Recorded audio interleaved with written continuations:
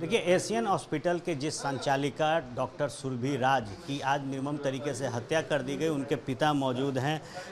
क्या सर, क्या घटना हुई सर, क्या जानकारी मिली? कुछ पता नहीं, मुझे बोला गया गिर गई है, बेहोश हो गई।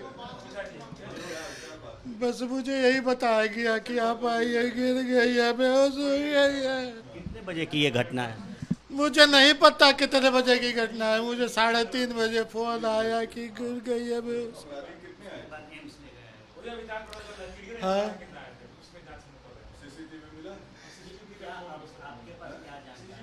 मेरे पास कोई जानकारी नहीं है। सुरभि जी के बच्चे भी हैं? हाँ, सुरभि जी के बच्चे भी? 2 बच्चे हैं, बोला तो अभी 2 बच्चे हैं। हाँ, क्या पहले से कोई दुश्मनी, कोई विवाद? कोई दुश्मनी, कोई विवाद नहीं, वो किसी से विवाद करती ही नहीं थी। उनके पति कहाँ पे हैं? पति उनके साथ है उसमें। हाँ, कितनी गोलियां मारी गई, कोई जानकारी? हाँ, कितनी गोलियां मारी गई, कोई जानकारी? कुछ जानकारी नहीं, मुझे कुछ जानकारी नहीं। लोग 6-7 गोली बोल रहे हैं, मुझे पता नहीं कितने। कितनी संख्या में अपराधी थे, कोई जानकारी? नहीं पता है, जब जानकारी ही नहीं है तो कैसे बता दूं मैं कौन थे, कितने के संख्या में थे, कहाँ थे, से आए थे, कौन, नहीं जानता। दामाद की किसी से दुश्मनी? नहीं बता सकते हैं।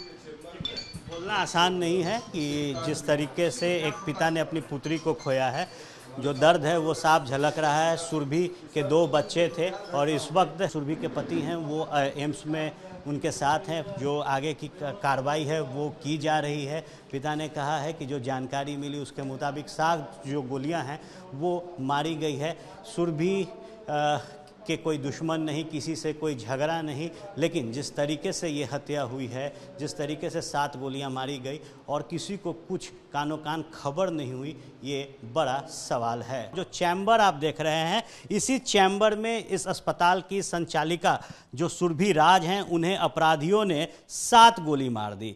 देखिए, जो गोलियां हैं, जहां जहां गोलियां चली उसको प्रशासन ने मार्क किया है और पहली गोली देखिए जो यहाँ कबर्ड है वहाँ चलाई गई, पहली गोली यहीं पे सुरभि को लगी।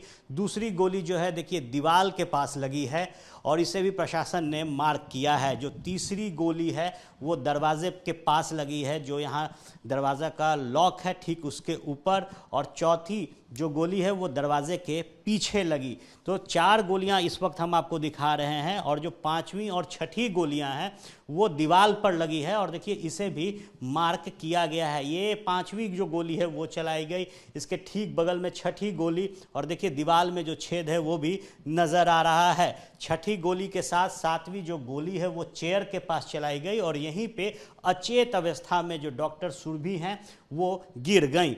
बता दें आपको कि जिस समय ये घटनाक्रम को अंजाम दिया जा रहा था, कहा जा रहा है कि कोई भी व्यक्ति इस फ्लोर पे मौजूद नहीं था। ये दूसरा तल्ला है इस अस्पताल का, अंडर कंस्ट्रक्शन है, और ठीक इस चैम्बर के बाहर जो वेटिंग एरिया है वहाँ कुछ लोग मौजूद जब हुए, बातचीत कर रहे थे, उस दौरान ये लोग जब चैम्बर में आए तो देखा कि इस अस्पताल की जो संचालिका हैं वो अचेत अवस्था में गिरी हुई हैं।